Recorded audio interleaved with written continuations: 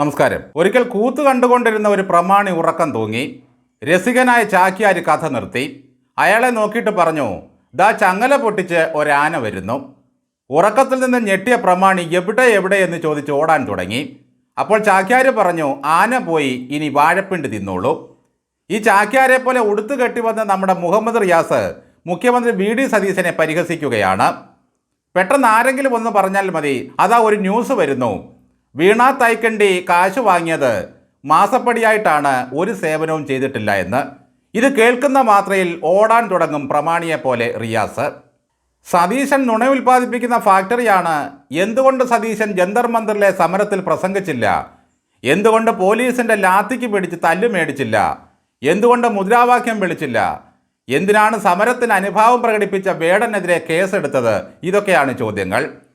അമ്മായിയപ്പൻ്റെ ചുവട് പിടിച്ച് നിരന്തരം ചോദ്യങ്ങൾ ചോദിക്കുകയാണ് ഇപ്പോൾ റിയാസും. കഴിഞ്ഞ ദിവസം പിണറായി വിജയൻ SFIയുടെ പരിപാടിയിൽ പ്രസംഗിച്ചപ്പോൾ ചോദിച്ചത് എന്തുകൊണ്ട് എന്നാണ്. എന്തുകൊണ്ട് കോൺഗ്രസ് നേരത്തെ സമരം ഏറ്റെടുത്തില്ല? എന്തുകൊണ്ട് രാഹുൽ ഗാന്ധി നേരത്തെ വന്ന് അടിമേടിച്ചില്ല? എന്തുകൊണ്ട് പ്രിയങ്ക നേരത്തെ പോലീസ് ജീപ്പിൽ കയറിയില്ല? റിയാസ് ഇങ്ങനെ മാധ്യമപ്രവർത്തകരോട് ചോദ്യങ്ങൾ വിക്ഷേപിച്ചു കൊണ്ടിരിക്കുമ്പോൾ അതാ ടെലിവിഷൻ സ്ക്രീനിൽ വാർത്ത തെളിഞ്ഞു. വീണ കുടുങ്ങും, ചെയ്യാത്ത സേവനത്തിനാണ് മാസപ്പടി കൊടുത്തത്. കരിമണൽ കർത്താവ് മൊഴി നൽകി. ഇത് കണ്ട് ചാക്യാർ ആനയെന്ന് പറഞ്ഞപ്പോൾ ഓടിയ പ്രമാണിയെപ്പോലെ പിണറായി വിജയൻ്റെ ജാമാതാവ് ഒരൊറ്റ ഓട്ടം.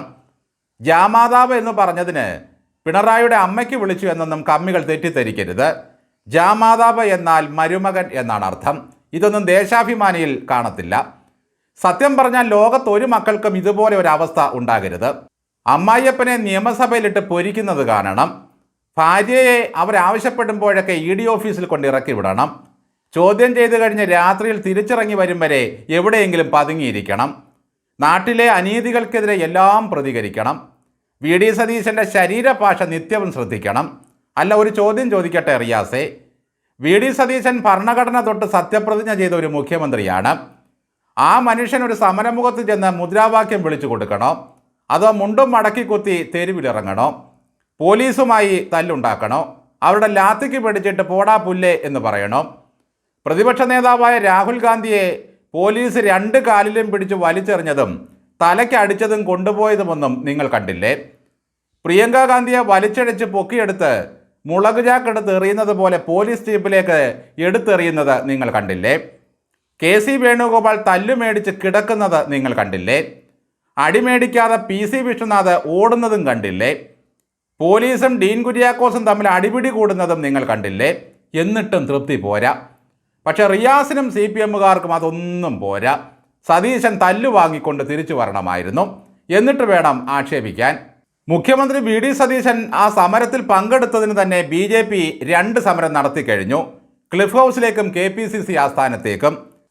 ഇനി വേറൊരു സംശയം ചോദിക്കട്ടെ, നിങ്ങളുടെ CPM നേതാക്കൾ ഒരുപാട് അവിടെ തമ്പടിച്ച് കിടക്കുകയാണല്ലോ. ബ്രിട്ടാസിന് പോലീസിൻ്റെ തല്ലു വാങ്ങുന്നത് നിങ്ങൾ കണ്ടോ? AA റഹീമിനെ ഏതെങ്കിലും പോലീസുകാർ തല്ലുന്നതും ചോര ഒലിപ്പിക്കുന്നതും നിങ്ങൾ കണ്ടോ? MA ബേബിയുടെ തല പൊട്ടിയായിരുന്നോ? K രാധാകൃഷ്ണനും ജോസ് മോനും വല്ല തല്ലും കിട്ടിയോ?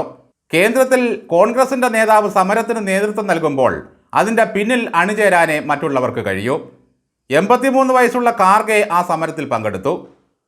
82 വയസ്സുള്ള പിണറായി വിജയൻ എന്താ ആ ദിവസം അവിടെ പോയി കുത്തിയിരിക്കാതിരുന്നത്?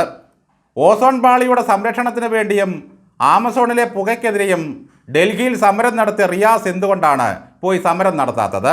ഓ, മനസ്സിലായി. നിങ്ങൾ 2 പേരും അവിടെ ചെന്നാൽ വീണ തൈക്കണ്ടിയെ ED ചിലപ്പോൾ പൊക്കിക്കൊണ്ടുപോകും.